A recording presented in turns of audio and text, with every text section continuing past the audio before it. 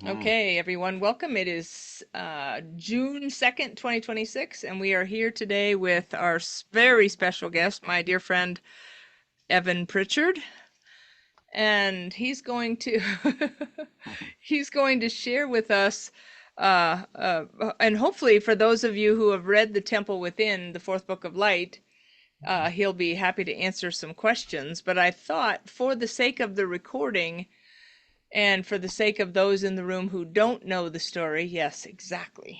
I got my copy too. You can tell how much I love it by all the little stickers. Look at that. I wanted to start with the story about how it's not very many people alive today who can say they were introduced to someone by Nikola Tesla. So I figure that's a rare thing that I get to say. How do I know Evan? I know Evan because of Nikola Tesla. That's true. So I'm going to tell the story of how we met, and then I'm going to hand the stage over to Evan, okay? And just because I'm curious, by a show of hands, how many people have read the fourth book of light, The Temple Within, the fourth book of light? A lot. Yeah. All right, so as most of you know, Scott, my beloved, transitioned to the spirit world in July of 2017, and in November of 2017 I started, after a mediumship reading with Suzanne Giesemann, I started meditating, which I would call listening practice, and I was meditating an hour in the morning and an hour at night, or listening an hour in the morning and an hour at night. And so I got very good at listening for spirit and sensing the impressions and gifts given by spirit. And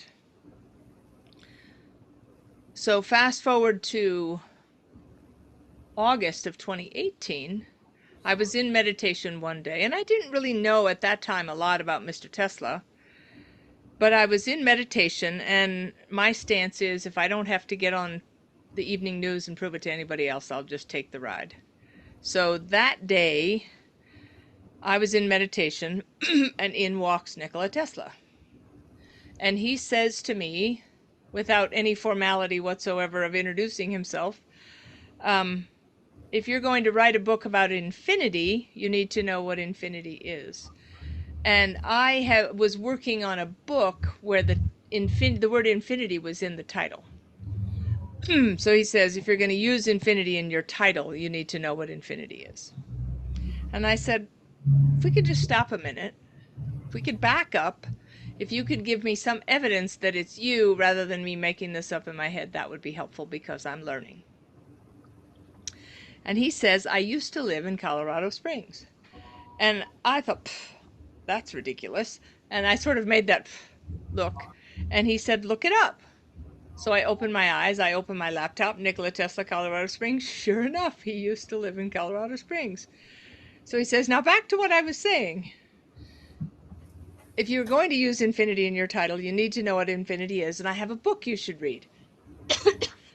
And he recommends a book. And I make the same, what are the chances that that's a book? And he says, look it up.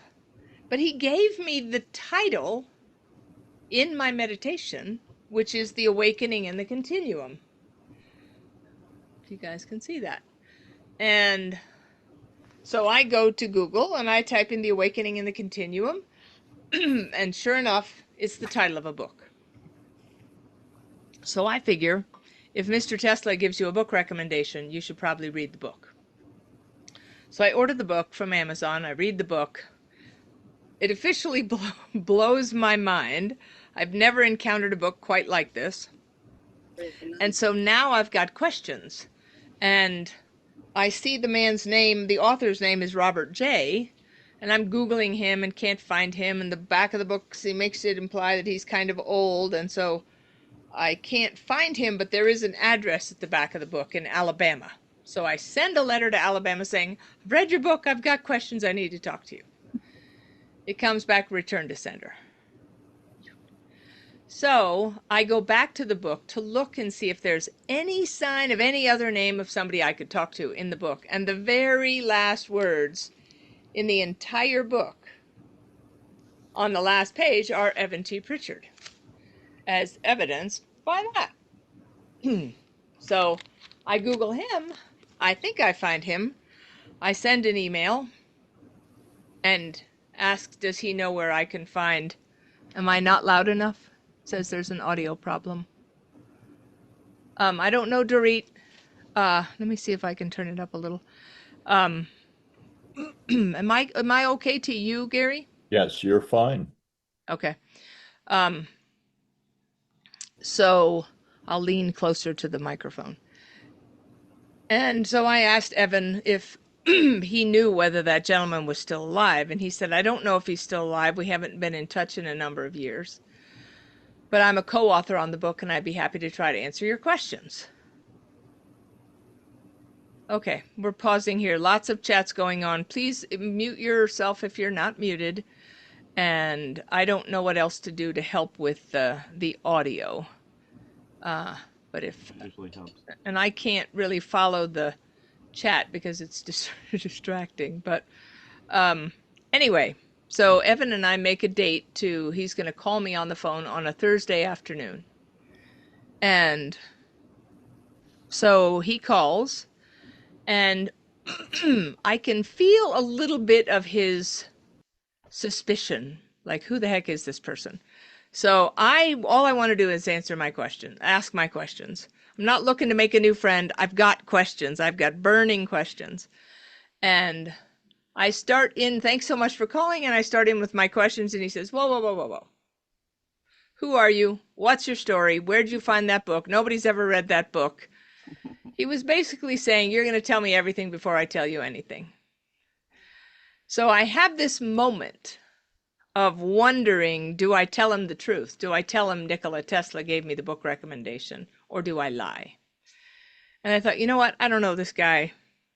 Probably never going to talk to him again. So I might as well just tell him the truth. So I tell him the whole thing, and Scott died, and meditation, and Mr. Tesla gave me the book recommendation.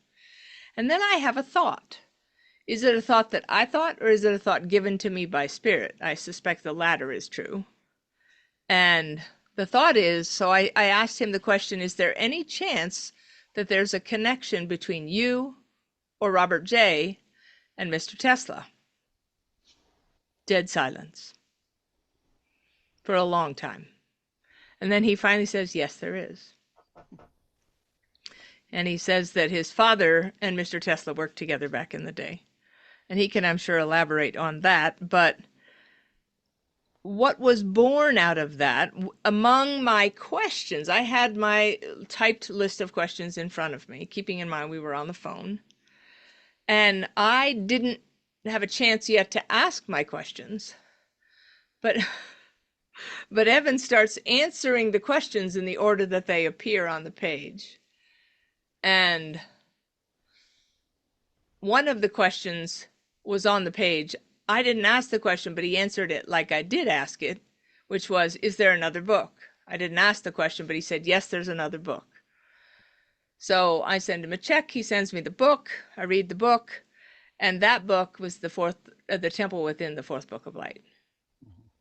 And so with that, that's the primary part of this story, is to introduce, so what I say is that, very many mystical things have happened between Evan and I from October 2018 until today. And it's some of that lovely, you can't make this shit up kinds of stuff that we all like so well. And Evan and I have actually met in person 3 times, 4 times, something like that. Yeah, something like that. We met by the side of a river in central Vermont, and we met at a restaurant in Rhode Island. Do you remember? Wow. We went and we were going to go see a movie or something? I don't know, Yeah, but you remember that. Yep. So anyway, so we actually have met in person as well as Wasn't it like the movie called Yesterday? something like that. Well, you and Yeah. your volume is a little bit low. Can you move your microphone a little closer to you? Oh, yes, I'll try. Let me I see. might have. I'm Is losing he the a top little of my quiet, head now. guys? Oh, I don't know. Hmm. Uh-huh. Can you hear me? Huh? I can hear you, but it's a little on the quiet side. Well, I can So move you up. might just have to use your outdoor voice. Well, I'm gonna lower my chair. Hold on. Okay. I'm Okay. losing the top of my head, and I'm kind of fond of the top of my head. Okay, there we go. All right. Better. All right. Well, you're on, brother. Well, I was enjoying that story. That was very good. So, yeah, I was looking up the connection with my father and Tesla, and it's a little bit, tenuous, I have to say, but there is a connection of some kind. And, it has to do with the Philadelphia experiment. Yes, I remember you told me that. My father was working on at the forefront of the research on radar and what's called HFDUF, high frequency direction finder, which is directly related to the experiment they were doing. It had to do with how to shield ships from radar and from sonar and so forth. And in 1943, a lot was happening. And so apparently he was quite young, and he had taken a test uh, as he was enlisting, and it was an IQ test. This was in Boston. It was his 18th birthday. He's eligible to enroll, and he had this kind of vision that he could help stop Hitler, you know, and it was Yeah. somewhat of religious uh, inspiration, but he was how you say slowly becoming a lapsed Catholic at that point. But he had this idea that he could help, and so on his 18th birthday, he got on his bicycle and drove down to Boylston Street in Boston on the bicycle and said, "Hi, I want to enroll." And so they gave him an IQ test, and I guess they sent him a little room. He could, with other people. He fills out the test, hands it in, and waits. And they come back and say, "We think you cheated. You know, we can't have that. That's dishonest." I didn't cheat. I was just sitting in there and I filled out the questions. You asked a question, I answer it. And I said, "Okay, well, we got to have." Uh, he said, "What's the problem?" He says, "Well, you couldn't possibly be this smart. Okay, so we're going to give you another test. We're going to lock you in a room with this totally different test, and it's even harder." So they lock him in the room. He fills out the questions and hands it in, and he waits. And they come back and they say, "You can have any assignment you want because if this is real, you're our best guy." So um, they he ended up getting involved in electronics and sonar and all this electrical stuff, right? Yeah. That's parallel to Tesla, and Tesla was still alive then. That was his last year on Earth, Yes. and so they sent him. They told him he was going to be on some very special kind of experiment, because and I think they were grooming him for, the future, for like this is a good training for him to learn the latest, and Tesla was involved, and but then there was all kinds of mayhem that happened, and Tesla got angry, by the way, with the some of the recklessness which he felt was quite immoral and Yes. very possibly dangerous to sailors. And so he tried to stop it by various means, including sabotaging the equipment and putting it out of sync. So my father was taken off this thing that he never really knew what it was. But then I think when he saw the Philadelphia experiment, he saw that He knew what was going on. see the pieces fit together. So you know, that is kind of what more of a how you say, trying to think what mathematician he's more like the classical mathematicians, Yeah. Um, but one of our really great mathematicians, he ended up studying with Werner von Braun in nuclear physics and stuff in order to start the satellite program, which developed into the space program. So they saw this in him, you say, and Yeah. then there was all this going on, and so Tesla pulled out of the experiment. And if you see the movie, it turned out badly, very badly, and he would have been probably killed. But the thing is that it's an interesting story. But I was going to say this. There's a documentary by a man named Al Bielicki, Yes. right? And I looked it up. I never seem to remember the man's name. Yep. But I was over Robert J's house in, remote Eastern Shore, Maryland. If you ever saw War Games where the smart guy is like in the middle of nowhere in an island or something, it was like that. He had his own Yeah. everything. Robert J had his own city, everything you can need. And so I was over there at his house. He said, "I want you to see this film." And so he showed me this whole documentary that was quite a long documentary. I'm sure it's still available, narrated by Al Bielicki. And it And was that about the Philadelphia experiment, correct? exactly. And it Yes, was because you about, sent it to me. I've seen it. oh, you've seen it. Okay, good. Well, it has a lot to do with Tesla. And of course, Robert J was very interested in Tesla. So the thing about, and he was, quite in shape too, physically and mentally. And so we had been friends for me and Robert J. Okay, had been friends a very long time. I was in a spiritual gathering in Virginia Beach, which I didn't know I was going to, but somebody just said, "Oh, you really want to be at this gathering?" And so they threw me in the back of a van. It was a lot of fun, by the way. And when I got there, I was on the program. I never figured that out.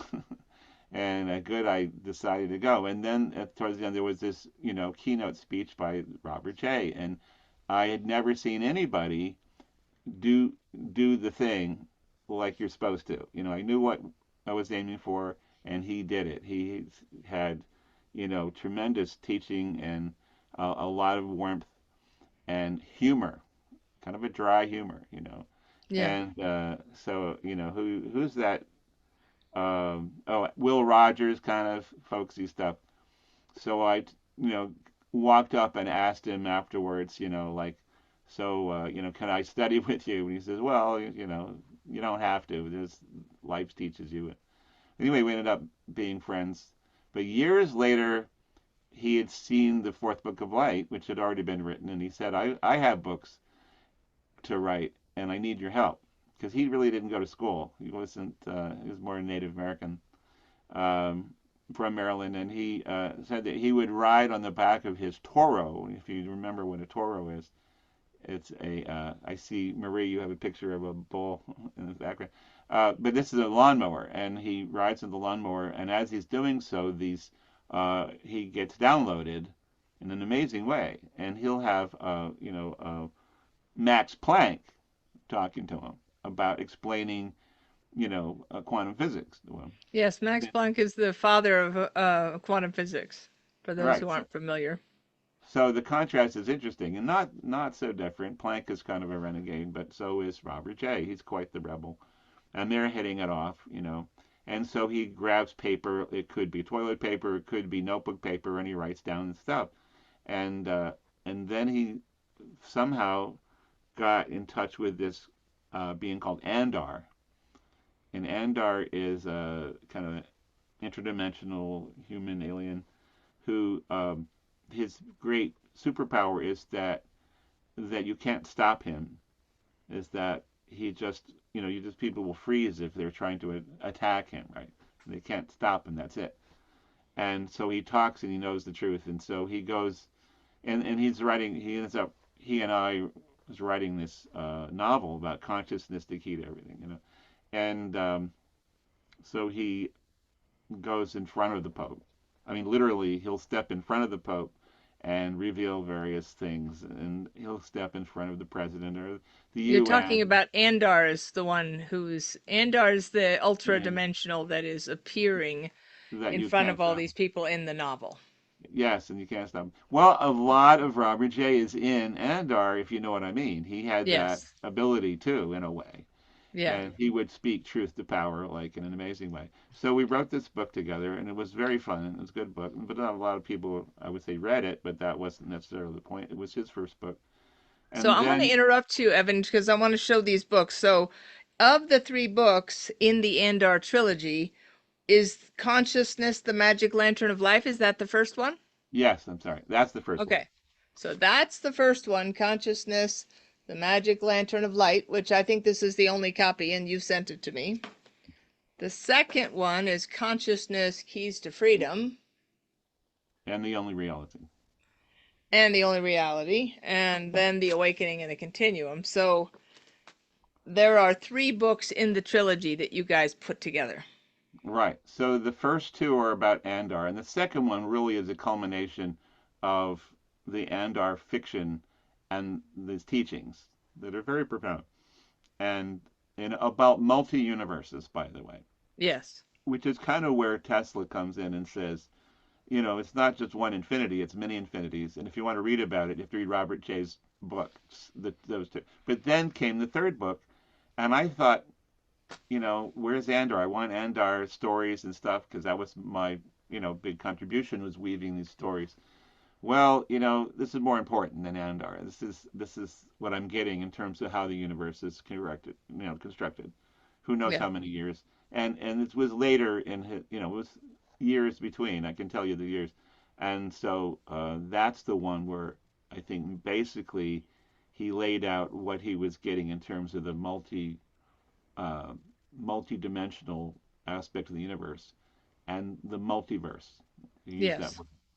Yeah. So that's where Tesla says, well, that's the book if you want to read about That's multiple right. universes. So that's how that happened. And then tell a story about when you were trying to reach Robert J. You were leaving messages on his voicemail that Yes. were received but never answered. Well, so it's very interesting because I was desperately trying to find Robert J. before I had maybe it was after I connected with you because I asked if he was still alive and Evan didn't know. And I am a researcher, so I went down the rabbit hole trying to find him. And I could find him in 411. And so there was still an answering machine at his house, and I could leave messages on the answering machine, but nobody ever answered the messages. And the letter came back in the mail. And ultimately I learned that he had, so Evan and I connected in October of 2018 and Robert J had passed away in June of 2018. And ultimately I ended up having a conversation with Robert J's son and Right. grandson, Right. and they were able to confirm that the house had just been left. Mom got moved into a nursing home, Robert's wife. But Debbie. literally, I connected with Evan just a few short months after Robert J passed. So I figured it was a conspiracy between Robert J and Mr. Tesla to make sure we got connected. Mm-hmm. Right. That's a good story. So he had apparently died, but they kept the voicemail on. Yeah, the answering machine was still in the house because the house hadn't been sold. Because Right. mom had stayed in the house, his wife had stayed in the house, and when I started calling, it had just happened that she uh had Right. left. And so the house was still there and the answering machine was still on, but nobody ever called me back. Right. So I want to mention that Robert J. and I had done a number of things together. And I had put together a conference in Maryland near one of his uh, children, I guess, in Glen Burnie, Maryland, not necessarily the central hub of the universe. And it turned out really well. It was called the Gathering of Eagles. That's what I felt it should be called. And I invited various metaphysical teachers. You should have been there, but I didn't know you yet. And and Robert J showed up and gave a really remarkable lecture then. So that was like the last time I guess we worked together, in as a public presentation. Yeah. So, Evan, I wanted to share this part of the story because I think it's important and it might be that some folks have some questions about it. But on that day, when I didn't ask the question, is there another book? But you answered, yes, there's another book. And you sent me the book, and you and I had started emailing back and forth. And I was reading The Temple Within, and something was happening to me. It felt physiologic, like I was getting an upgrade. Mm-hmm. And so I Wonderful. finally called you when I finished the book, and what you said to me was, Mm. Did you read it cover to cover? Right. And I said, I thought, okay, is this like Calvin and Hobbes? Is this a trick question? But I said, yes, I did. And what you said to me was completely anomalous to anything I'd ever heard in my life. What you said was, most people can't do that unless they've been to the place where this book is from, even if they don't remember. And I thought, yeah, whatever. Can you send me more copies of the book? So I asked for 4 more copies. I sent you a check. You sent me the books. I didn't tell my 4 friends what you had said because I thought it was crazy. But I gave the book to 4 different friends. And, days, a week went by, whatever, and I would run into them variously. And, what do you think? Isn't that an amazing book? Oh my God, isn't that an incredible book? And they would all say, oh, I could never read that book cover to cover. Mm. And so I couldn't fathom what that was. It was And sponsored so by one of your pastors, Mr. Ron Taylor. I don't know how to, Who has gone to great lengths to let me, present everybody needs to mute who could do no if I wrong. can. She opened the door to. I don't know how to mute everybody, Gary. Go ahead. It's in your Uh, settings, but she's muted now. So okay. Yeah, Um, so anyway, um, where was I, Evan? I lost my train of thought. nobody can read it. The 4 Oh, people yeah, couldn't read it. okay, got it. Yeah. So I was perplexed by this idea. And Evan historically is a little tight-lipped, just saying. And so he wasn't going to explain to me why this was. And so I figured, okay, Mr. Tesla started all this. So I'm going to go back to Mr. Tesla and ask what the heck's going on. Mm-hmm. So I went back into my meditative practice. I put on my binaural beats. I invite Mr. Tesla to step in. And I say, why is it that people can't read this book cover to cover? And his response is not something I would have ever thought in my whole life. What he said very clearly and without missing a beat was, you are reading the words, little w, and the words, capital W, are reading you.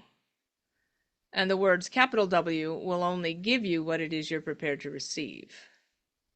And when he said it, I knew it was the truth.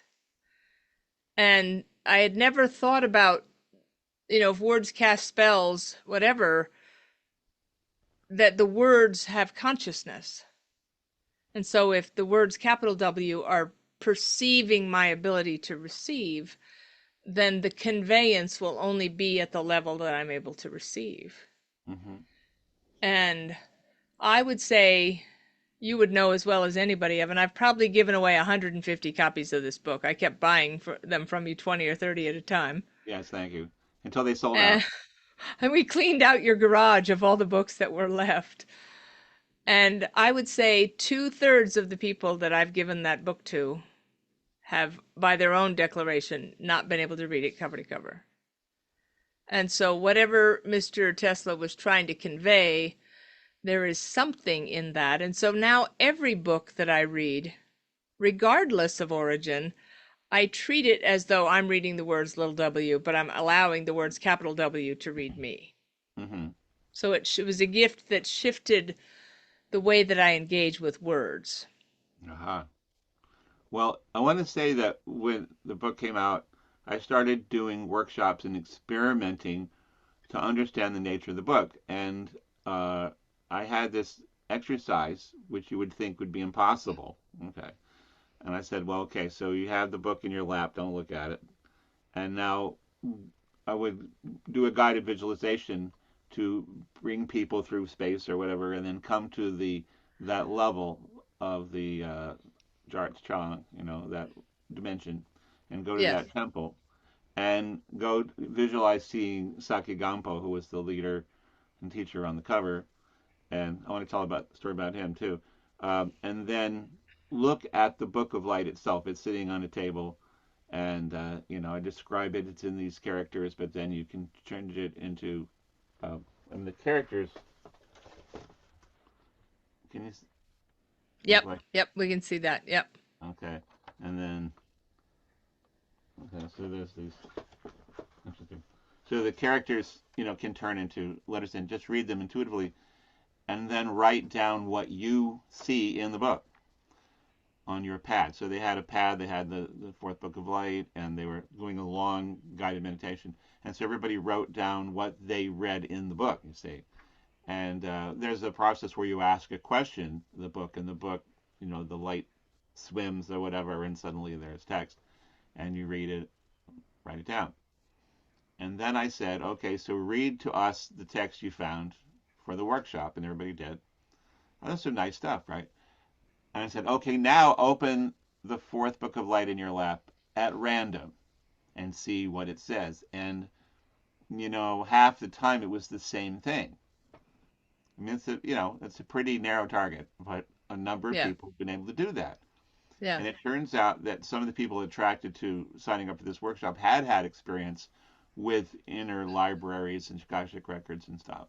And so they were already tuned to that vibration because it's all vibration.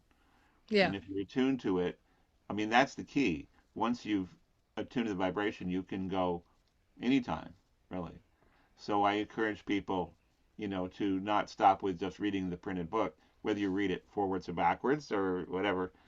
Once you've read it, you can go and see other books as well. And there are 12 libraries that I work with. And so, that's kind of one of the important things because when I was writing it, it wasn't channeling. I was actually doing remote viewing towards this other dimension. And there were certain safeguards that I didn't get too creative because I write books for a living. They were worried that I was going to take over, and they didn't want me to take over. They wanted their book, and at first we looked at it and there's so many dimensions. So every letter in this Dravidian alphabet, by the way, has like a certain letter will be a horse, a color, a concept, so forth and so on, and a note. And so we were sort of getting pretty deep, and it's deep stuff. I mean, these temple teachers are super beings. They're incredibly smart, by the way. Super beings are pretty smart. So just so you know, and it was hard to do that. So then we took a total different approach and just kind of started over, and that worked. Um, so that's what you see in the book, but they didn't they didn't reveal it to me from beginning to end at all. They gave me these chunks and another chunk and another chunk and another chunk, and I just kept track of them, and they were just all floating without any particular order. And then it was very exciting. It was towards I guess in the 1990s, before '93. They said, okay, now we're going to show you, how to put this book together, and it's boom, boom, boom, and all these pieces fit together. And I couldn't have done that. I couldn't have, imagined. But it Now kept tell me. the story about your mom when you showed your mom the book. Yeah, my mom. Yeah, my mom has seen everything I've written since I was 3, right? And then she reads this and she says, Evan, you didn't write this. This isn't you. I don't know And where you this said, stuff. "Yes, I know. I've been trying to tell you that." Right, I know I didn't write this. But what's interesting, I want to tell the story of how this book came to be.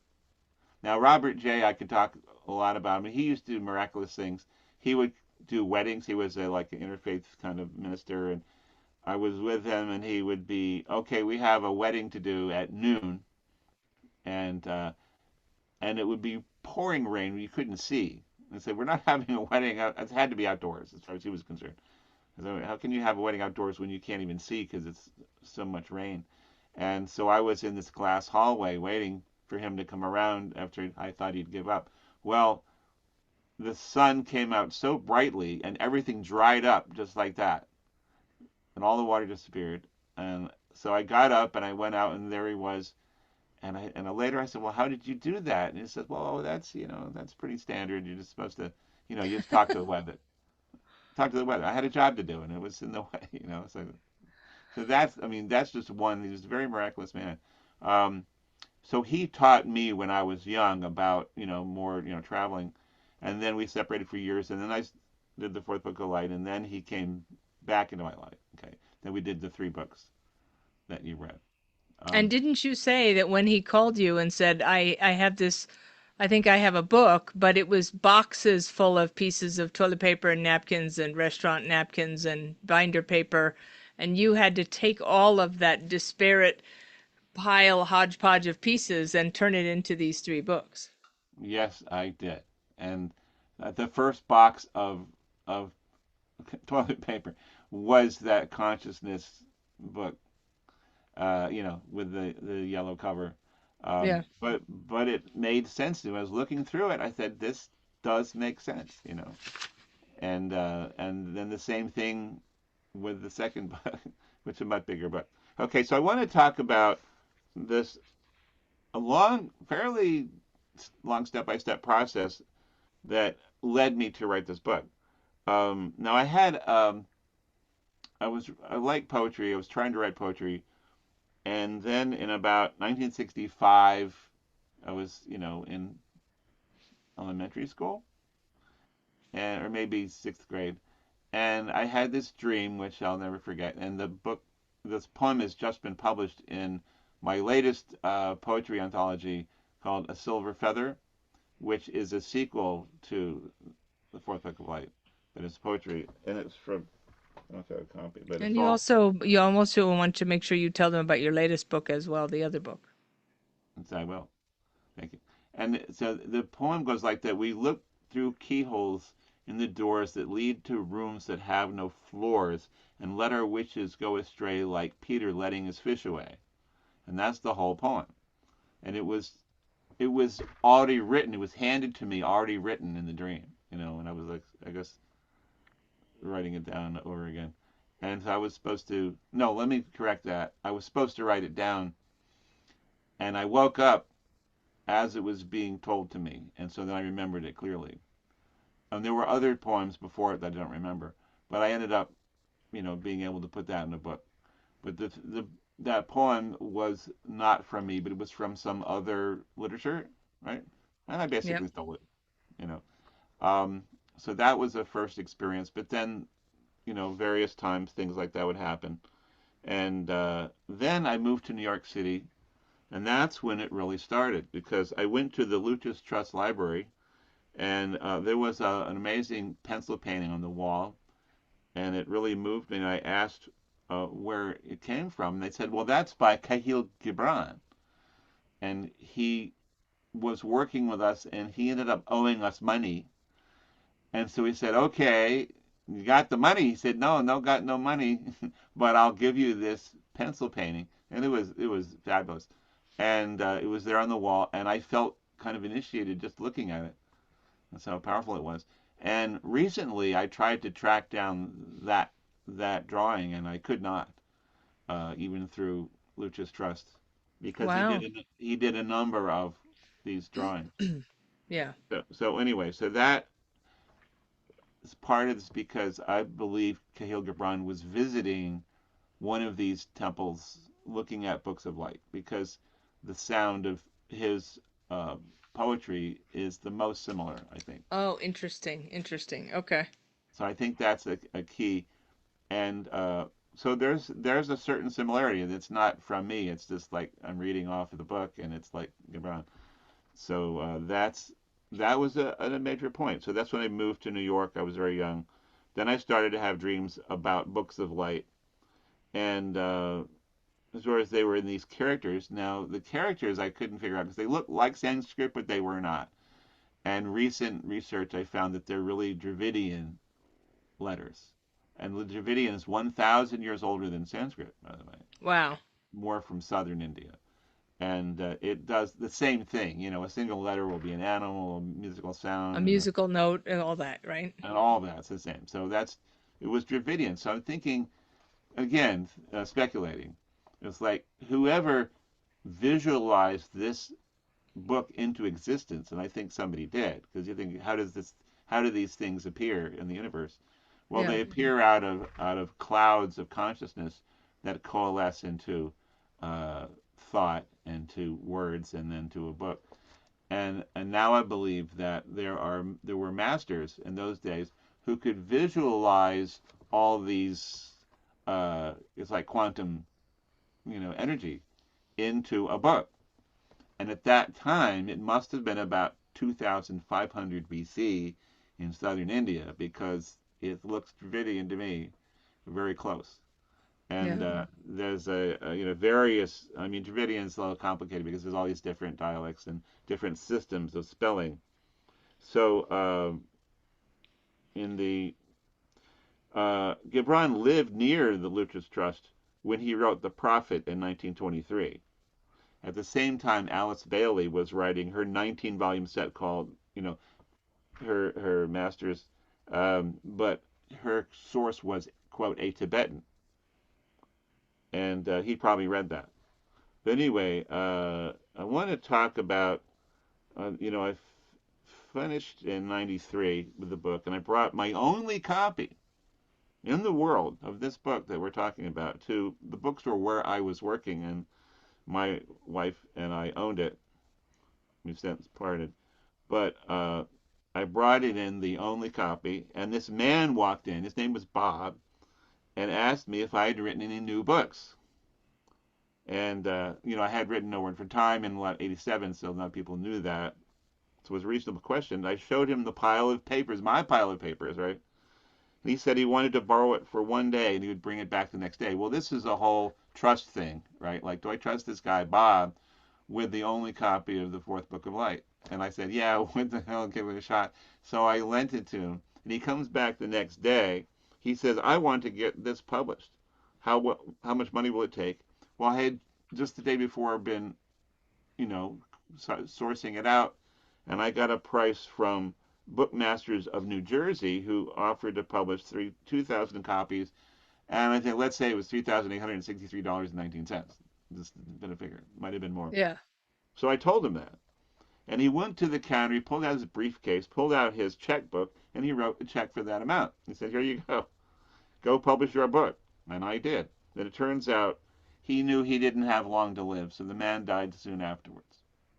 So Wow. that's the crux of the, nuts and bolts. That's how we got started. But then a few years later, I started working with Robert J. And so, you talked about, we've already talked about that. It was about 2 years later, and I do have some notes here. Because then it gets very weird. Not that any of this is weird, but those 2,000 copies lasted from 1993 to 2024, a total of 31 years that it was in Where that. I kept buying them starting in 2018. That's right, and thank God.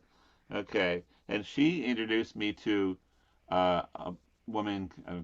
I don't see why I can't mention her name, Jennifer. Our beloved Jennifer Sanders, who is our book concierge, but here's the thing about the book that Evan,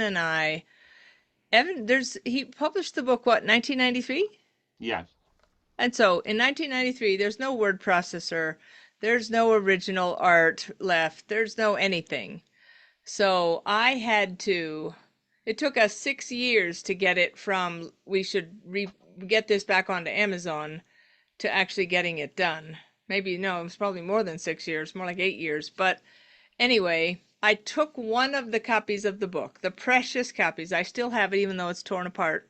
And I had to take it apart so that I had all the pages, and then I had to scan it into the computer, through a copier into a PDF, and then I had to transform the PDF into a Word document, and then there was all this corruption. So Evan had to go back through the entire book and correct all the corruption from going from scanned pages to PDF to Word document. And so finally, I published my first book in 2024. So I had a resource that could help Evan. And in May of 2025, Evan finally worked with Jennifer and got it back on Amazon. So just as we were, I think you were down to, I have one copy left. And how many do you have left? 3? Maybe not even that of the original edition. Yeah. Yeah. Yep. But that So original edition's kind of special. yeah, but we got it all the way down to none left, and Jennifer Sanders helped us to get it back out into the world. So I recently found in a box somewhere a copy that I had signed to my father. Oh, nice. And so, of course, I saved that. I didn't, I Yeah, didn't sell that or give it away. yeah, And, you know, so I think I have that one for sure. yeah. Now, will you hold up a copy of your new book? Because we only have about 10 minutes left. There we go. Yeah, hold it right there. Don't move. The Sacred Ways of the Manitou, Algonquin Paths to Spiritual Freedom. This was just published in the last month. Is that right? Yes, with Jennifer's help. With Jennifer Sanders' help as well. And so tell us the story about this book. Well, I don't know if you ever read these With the Masters of India, those series of books in Spalding.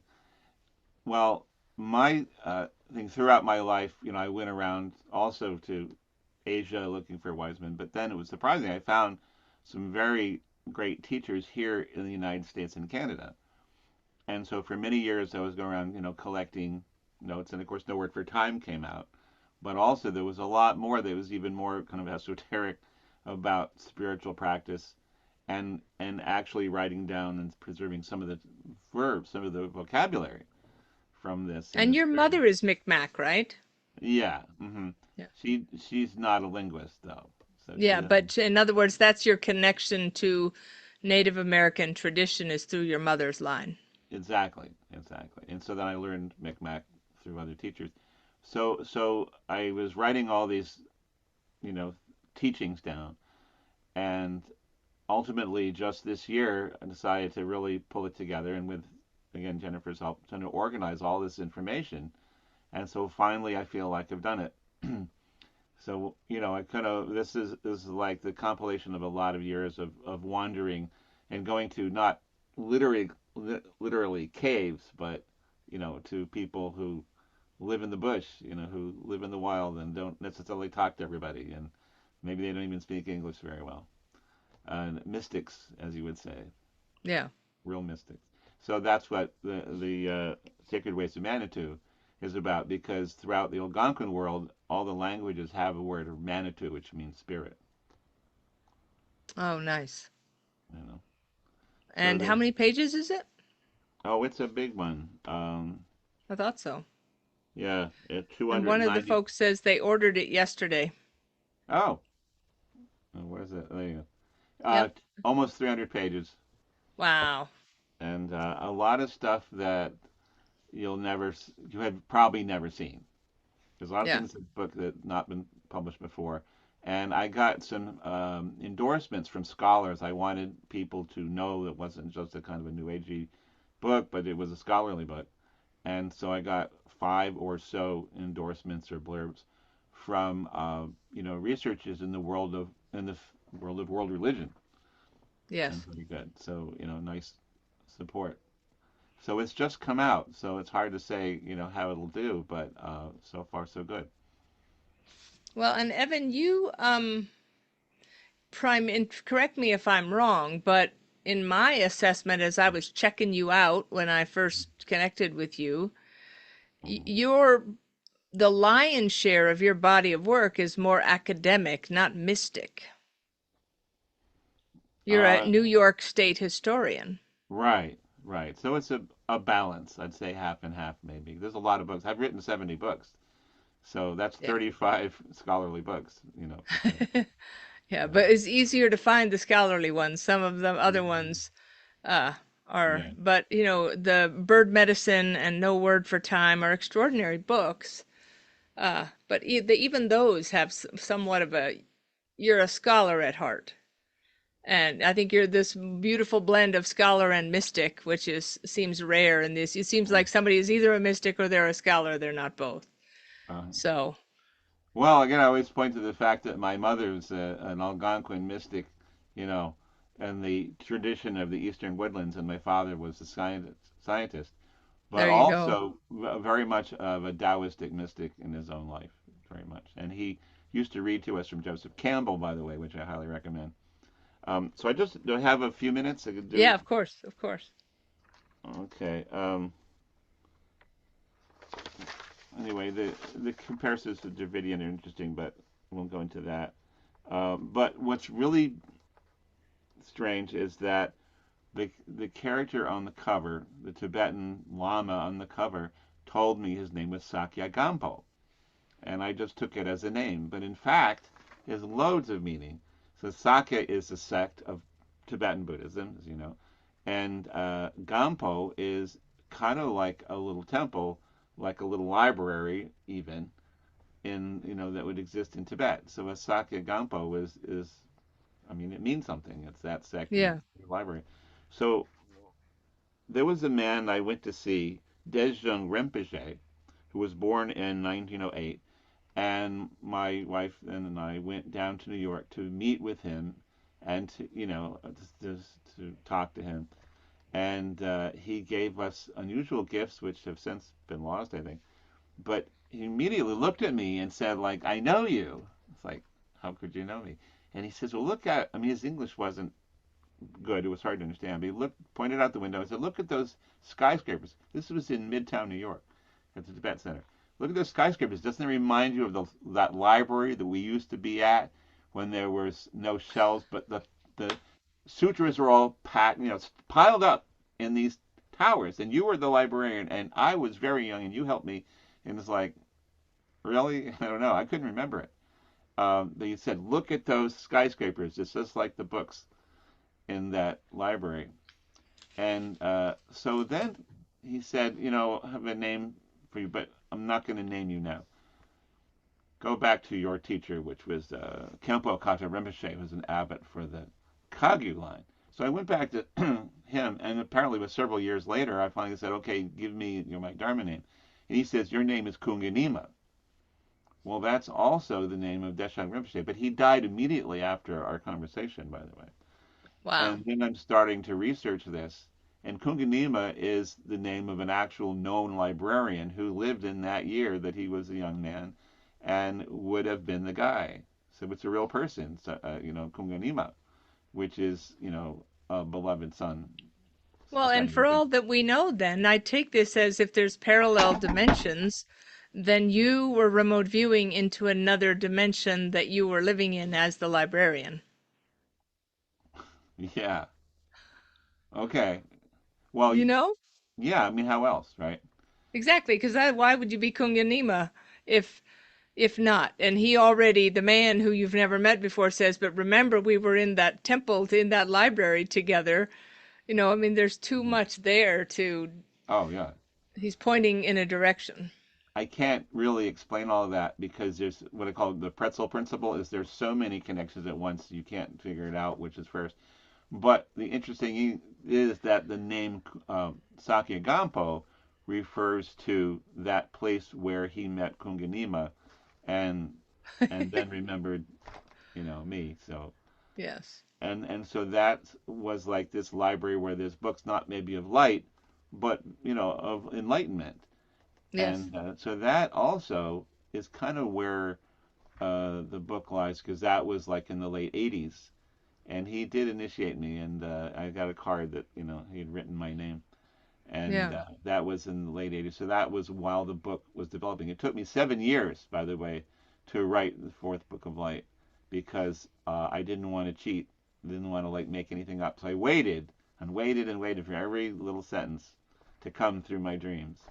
And that was Yeah. a beautiful experience, but it took 7 years, by the Yeah. way. So in the middle of the 7 years is when I met this fellow whose name is also technically Kungani Man, who named me. You know. And Evan has given me some of the third book of light, I think. I have an entire library of I'm the repository for if anything happens to Evan, at least things don't disappear completely. Oh yeah, and thank God because it could happen. Right. But I'm not like Deshaun Rempertag. He was in his 90s. But I appreciate all that you have done, and Cheryl, and your support, and I enjoy your podcast. I'm happy to be a part of that. And I'm just kind of tell this story as I experienced it, but just maybe plainly and simply. Um, but I like to answer questions, by the way, but I don't know if we have Yeah, any does anybody have any questions? one question. Just raise your electronic hand if you have any questions.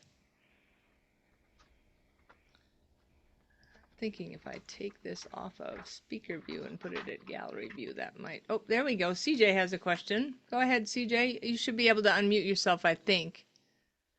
See if you can. Yep. There you go. Hi. This is all, well, just so interesting, fascinating. My question is, I am one of those people that I've tried to read, what is it called? Temple of Light, The fourth. Temple Within, the Fourth Book of Light. Yeah. And I couldn't, I couldn't read it. And I remember when I first heard about it from Cheryl, she said, well, you don't have to read it cover to cover. You could just open it up and read it. And I've done that, but I want to read it cover to cover, but I can't quite do it. And I have a friend who I gave it to, and she read it, and she's like, what do you mean you can't read it cover to cover? So I'm curious if there's, I don't know, is there any hope for me? Is there a way to because I just feel like it's valuable and I want to, but I just can't. Oh, okay, yes, very important to say this, and I tell this to everybody. It's important to hold it in your hand as if it were I don't know, like a box full of living organisms, energy, and then ask a question that matters to you, any question, or even a topic, so I found. And it works every time. And I remember being at a fair, and this very young, awkward man probably couldn't drive, and he spent his money on the book like this better work, I have a question. And then he was afraid to ask the question. And I said, so you want to ask the question now while I'm here? He said, no, no, no, no. And he was very nervous. And he's walking down the street. I could see him down the street, and he's holding the book, and he opens it, and he just starts jumping around. He runs back to me and said, it worked, it worked, it worked. So the key is to ask a question, which is literally a key to unlocking the mysteries of the fourth book of light, because that's part of how it was meant to be, to help people in their journey. Okay, thank you. I'll try So that. that's for Great everybody. question. Yeah, anybody should ask the question of the book, and it will respond. And okay, I want to say this happened just a few minutes ago. Yeah, and you can give my email address too, Cheryl. Um, so I have, Cheryl, I have a partner who died recently, and I just put there's this thing I bought, which is a stepping stone, and it says, spirit is here, that's not exactly it, but it's a message. And so I used it and put it up in my garden as a kind of a tombstone, if you will, to memorialize this friend. And so then I sat next to it today, and I opened up the Fourth Book of Light, and I opened to page 74. I mean, immediately, right? 74 in the new book or 74 in the old book? The new book. Okay. The path of the wise man is nearby. It goes through your city or town, and its stepping stones are in your garden. Okay. So I love that. so this stepping stone, and the person who had passed away was a wise person also, and I'm thinking that is how on target bullseye. There's a bullseye effect when it's working, and it always works to some degree, but it's like more uncanny than you can believe, and it happens all the time. And I mean, I could probably put together a book of just examples of how it happens, but it's like the stepping stones are in your garden. Well, there was a stepping stone. I was sitting next to it, opening the fourth book of light, and there it was. I love that, Evan. That's amazing. Go There's a ahead, Gary. mind. What do you got, brother? Well, I wanted to ask Evan, my experience, thanks to Cheryl, I read the fourth book of Light. I had one of the original copies, I think, Yeah. and but burned up in a house fire.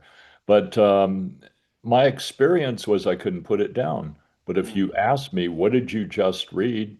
I would say, I can't tell you, but I got an upgrade from it.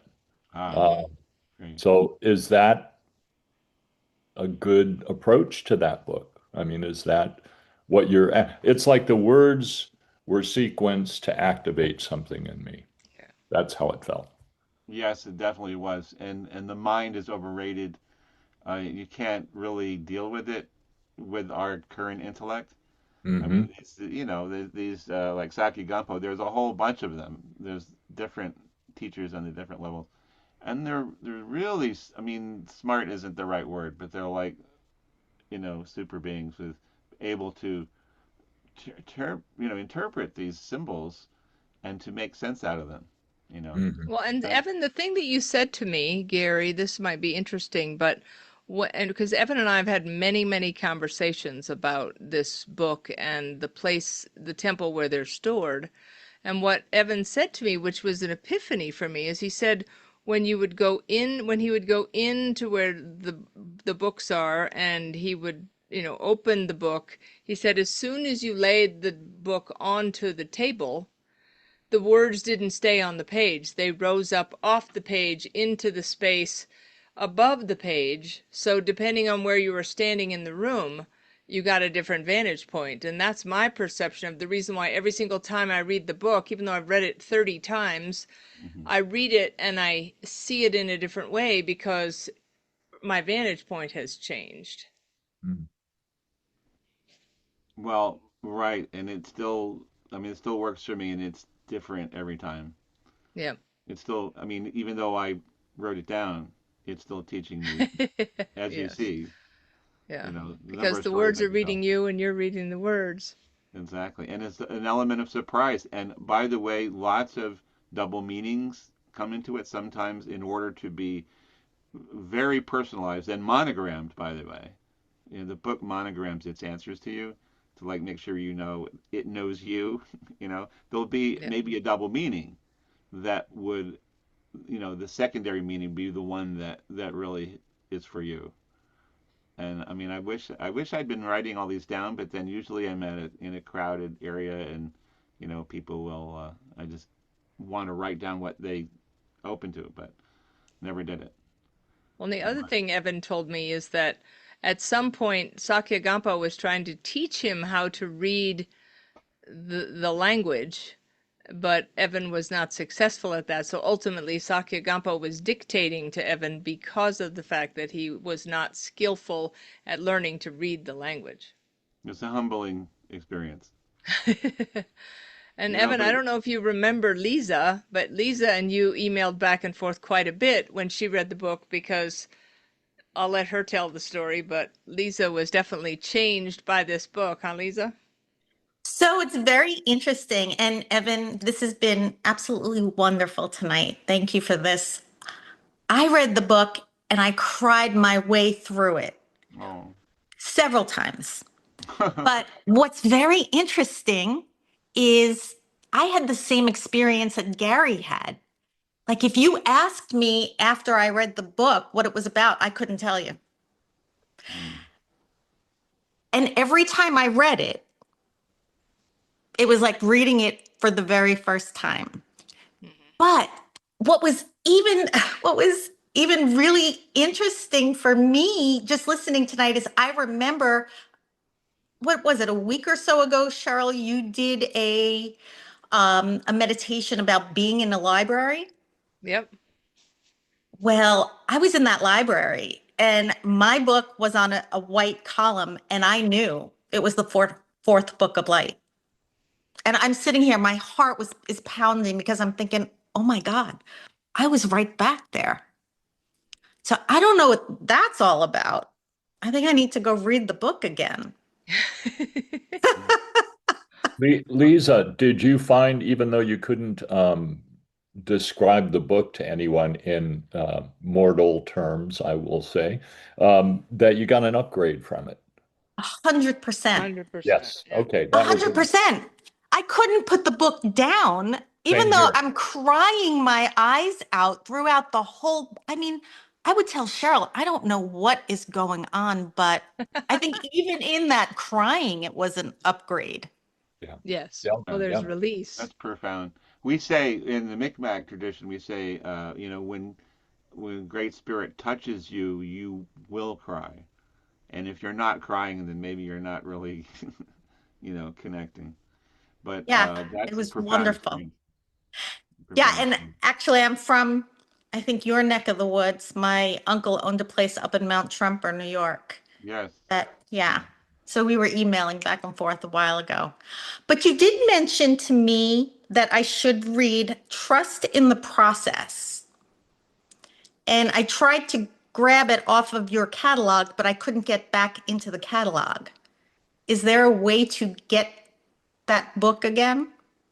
Oh yeah, I don't understand, what happened, but right now, I'm thinking of bringing it back into print. I have the digital form if you want. You Okay. can donate, and I'll send you, anything, and I'll send you the text, because that's a big book that's based on speeches that I've given. Now, the Sacred Ways of Manitou has a few of those tidbits included, by the way. Well, But I'm going to basically, buy that tonight. so thank you. The Sacred Ways of Manitou, we haven't talked a lot about it, but yeah, I think it's significant in terms of my other books, more significant. And there's plenty to read. It talks about, what's interesting is there's very little, if any, conflict between the cosmology that I learned from the Algonquin mystics in the mountains, and the fourth book of light and what it teaches. It's literally the same teaching, but the words are different, you know. And I think sometimes Sacred Ways of Manitou goes more into a deeper aspects of cosmology. And I was speaking with a friend of mine who was here. Oh, she's still here, but was asking some very deep questions about the nature of reality and who created what in the beginning of time and all that. And I found that the answers were coming to me from Sacred Ways of Manitou, surprisingly enough. Yeah. Hey, So the Evan, I'm going two, to interrupt. I'm sorry. Is the best email the evan.pritchard7 at gmail? Is that the best email if I put it in the chat? that is the email, yes. Okay. Got it. I'll put that in the chat for people if they want to reach out. Okay. So let me see if I can do Hey, okay. can we finish up the questions and you'll finish with the reading, Evan? Okay, Okay, sure. I thank you, love Lisa. questions. Good Go Thank ahead. you, questions. Evan. Thank you so much. Go Good ahead, questions. Stephanie. Thank you.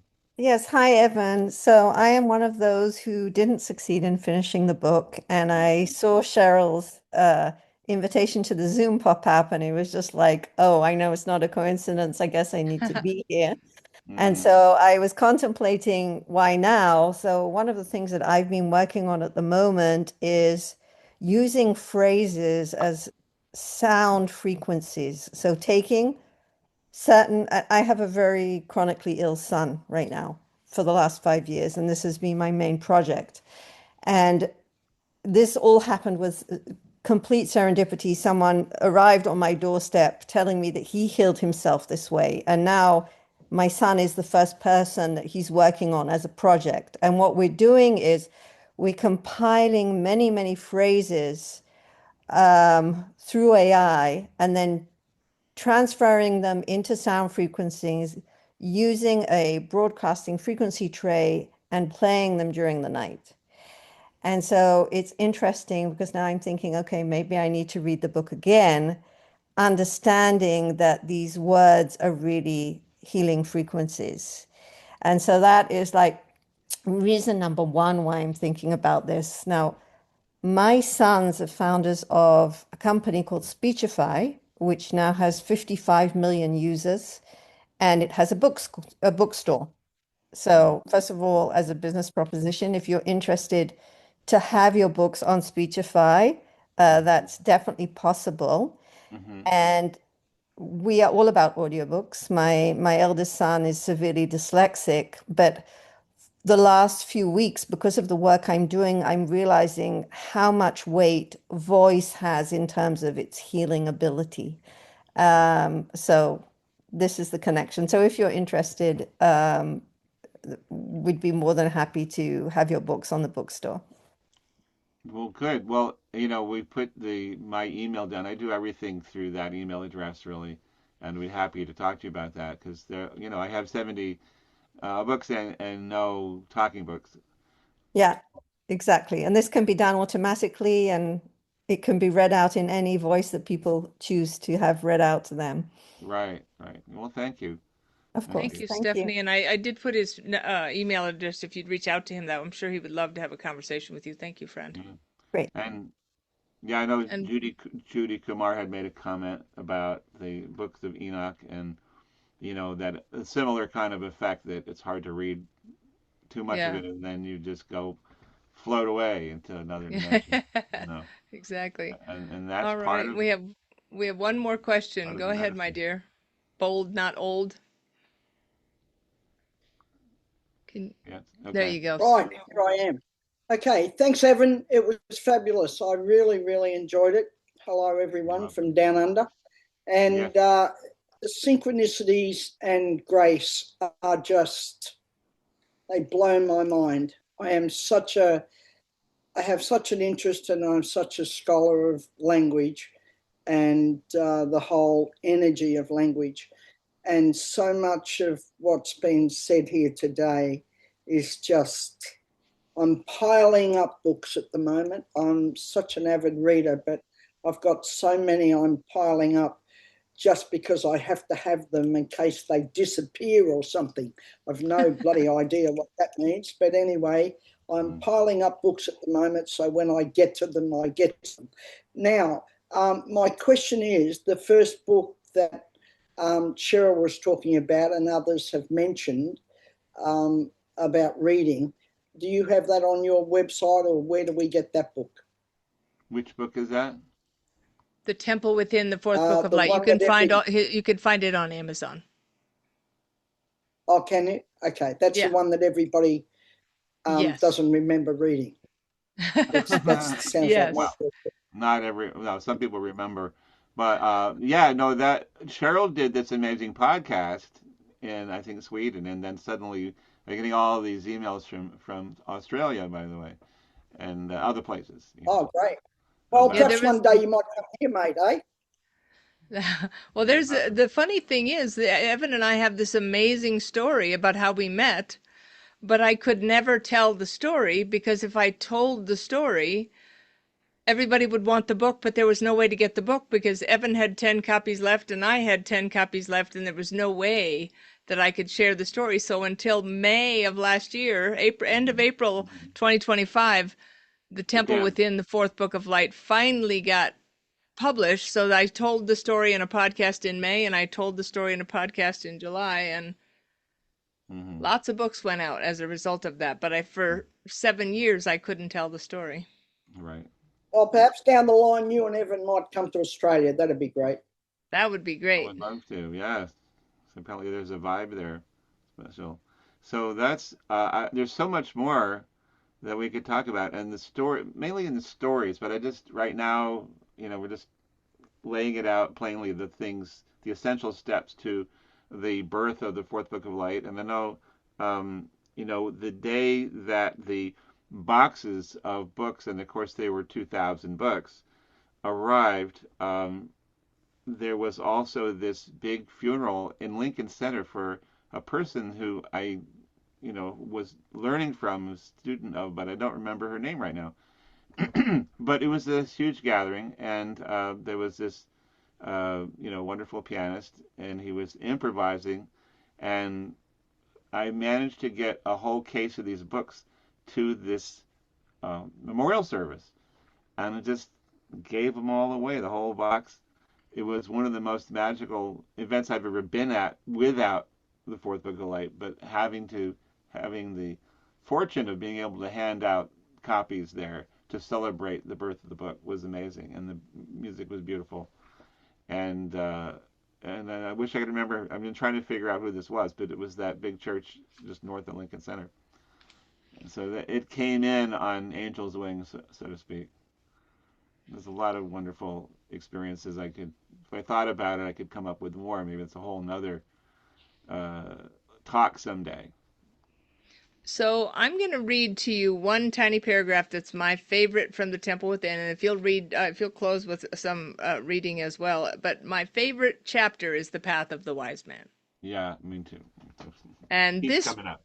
this sentence, this paragraph changed me. It says, "The path of the wise leads to greatness, but will have nothing of greatness itself. It leads to mastery, but will not presume mastery before others. Mm. It leads to certainty, but it is a path that cultivates certainty as a form of communion. Mm. And it's, Cheryl, what you've been doing about, this, like, what if honors uncertainty, Yes. and that's built in. There's a certain randomness and a certain open-endedness to the fourth book of light, because there's really more even to this volume, but there's these 11 other volumes which you should read. But once you've read this one, you'll have the vibe and you tune in. But the third one and the second one and the first one especially, because I do, when I finish all this work I'm doing for Native American culture, I'm going to finish those books, and they're interesting. So do you want to bring us over the finish line with anything from your new book? Well, I wanted to see if there was something that the ultimate, like the questions of everyone into one question, and see if I can find something here.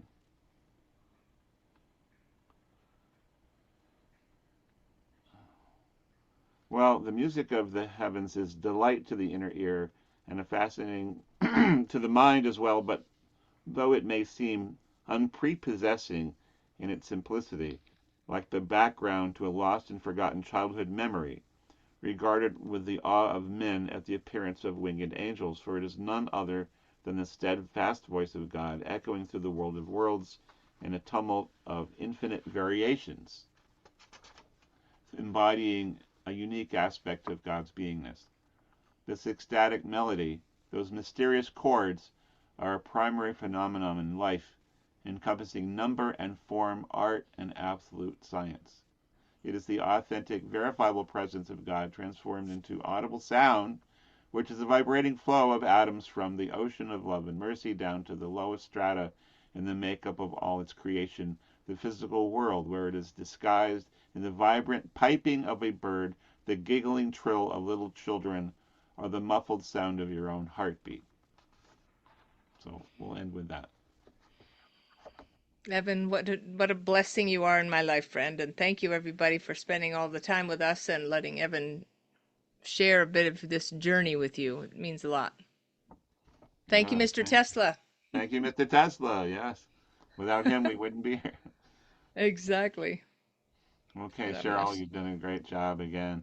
And there's so much more to this, but we'll leave it with that. Yeah. Hopefully, email me if you want, and we'll chat. Thank you, Evan. Appreciate you. Bye, You too. everyone. Thank you. I'm gonna post this recording on my Substack tomorrow. Okay. Thanks, Evan.